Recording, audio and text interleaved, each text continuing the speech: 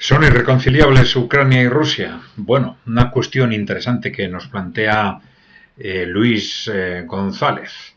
A ver si la podéis ver completa. Bueno, así.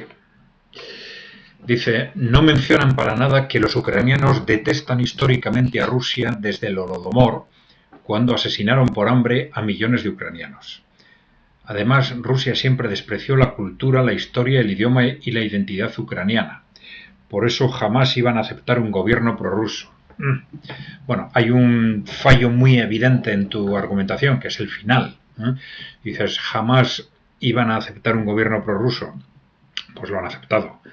Desde el final de la Unión Soviética, pues ha habido alternativamente gobiernos, digamos, prorrusos o prooccidentales hasta el año 2014, hasta que desde la Unión Europea y Estados Unidos dimos el golpe de Estado para derribar un gobierno corrupto pero democrático, con el fin de poner un gobierno que asegurase convertir a Ucrania en un ariete rusófobo contra Rusia, ¿no?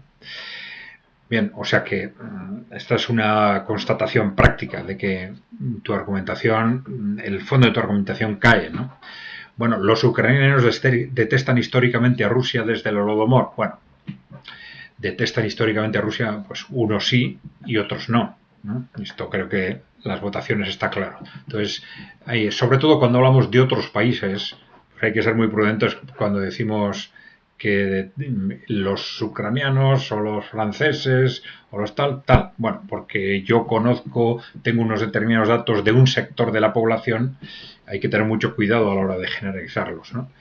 Dices, desde el Holodomor, este es el término que se ha puesto a las gran hambrunas, ¿no? Dice, asesinaron por hambre a millones de ucranianos. Bueno, ahí hay una gran disputa sobre cuáles fueron las razones de estas muertes, cuál fue también la cuantía, pero la gran discusión es, y en lo que parece haber un acuerdo, es que no fue una hambruna contra Ucrania. Fueron dentro de esa industrialización acelerada y forzada del periodo de Stalin, fue una lucha contra los pequeños propietarios agrarios que generó esta hambruna, no solo en Ucrania. El porcentaje de víctimas, digamos, fue mayor, por ejemplo, parece, según los datos que yo tengo, en Kazajstán que en Ucrania. Está claro que no fue, bueno, está claro, parece que no fue algo contra Ucrania, ¿no? Y de hecho yo creo que muchos ucranianos lo perciben así, ¿no? Dice, Rusia siempre despreció la cultura, la historia, el idioma y la identidad ucraniana. Bueno, esto sí es una tentación de todos los países de despreciar las culturas de alrededor, ¿no? Y de considerarlas un problema, pero claro, es algo que suele tener ida y vuelta, ¿no?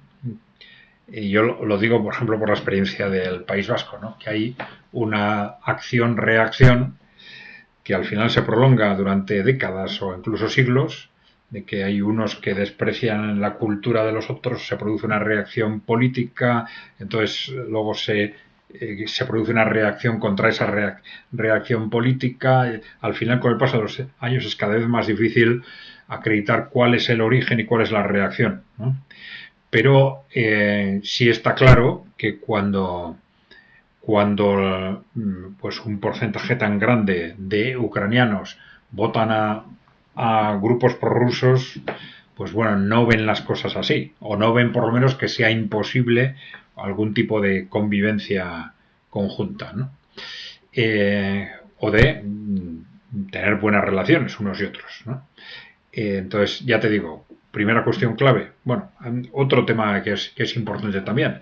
En el referéndum sobre el mantenimiento de la Unión Soviética, que se realizó, creo que fue en el año 91-92,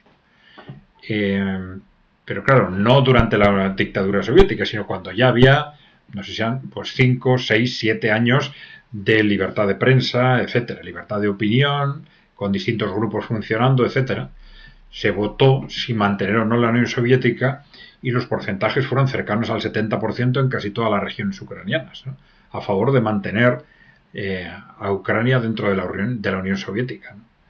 Entonces, claro, esto nos dice también el impacto que tiene, pues, en un sentido y en otro, ¿no?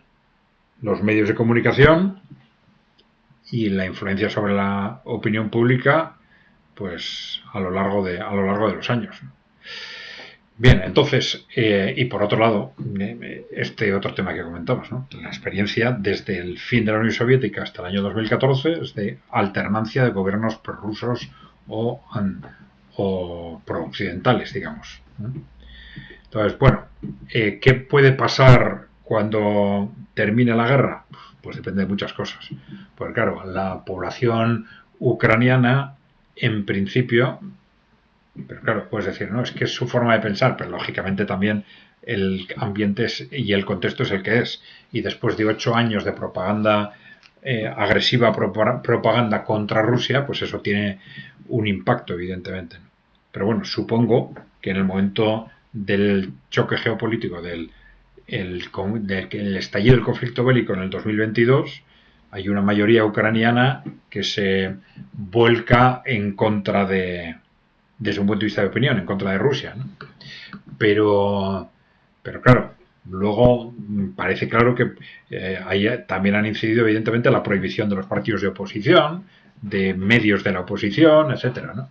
Entonces es difícil saber cómo va evolucionando una opinión pública que además valora cada vez peor a su propio gobierno a medida que el conflicto se prolonga, a medida que las condiciones se hacen cada vez más difíciles, etcétera, ¿no? Esto puede cambiar muchísimo, ¿eh? Dependiendo de eso, de cómo termine el conflicto, de cuánto se alargue y de lo que pase pues en los últimos meses, por ejemplo, ¿no? La opinión pública puede cambiar muchísimo. Y sobre todo, dependiendo del conflicto institucional, ¿no? Claro, perdón, del contexto institucional en el que se configure en Ucrania, ¿no? Porque esos contextos institucionales condicionan radicalmente cómo se posicionan los partidos políticos, cómo se posicionan los grupos políticos, los medios de comunicación, etcétera.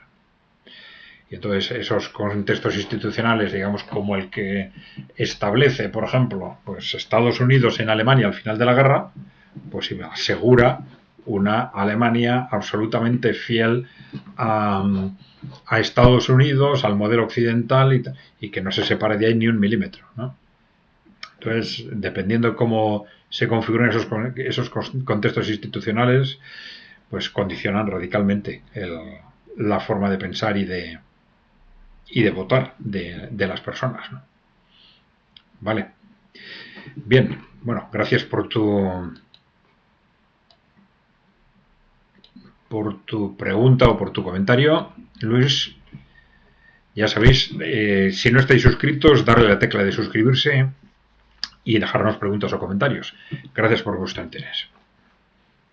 Hasta la vista.